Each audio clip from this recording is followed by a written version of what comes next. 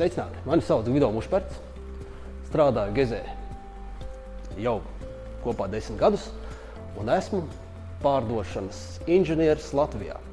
Šobrīd mēs atrodamies Rīgā, Latvijā un esam šajā jaukajā ēkā Latvijas Nacionālajā bibliotekā. Projekts tika realizēts jau no pašiem sākumiem. Strādājām kopā ar arhitektiem jau no paša sākuma. Projekts tika uzbūvēts 2014. gadā, bet darbs pie tā sākās jau 2008. gadā.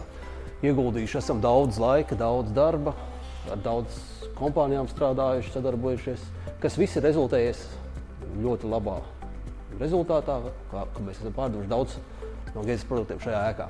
Kā piemēram, šeit jūs varat redzēt durvju aizvērējus uz evakuācijas durvīm.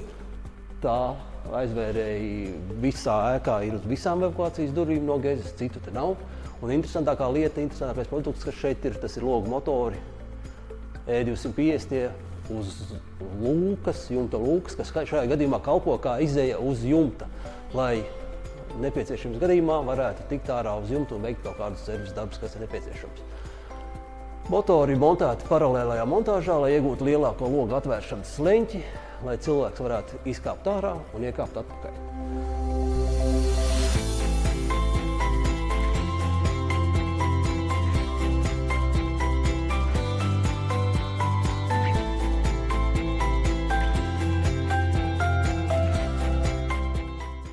Ja vēlaties iegūt vairāk informāciju par šo projektu un par mūsu produktiem, apmeklējiet mūsu mājaslapu.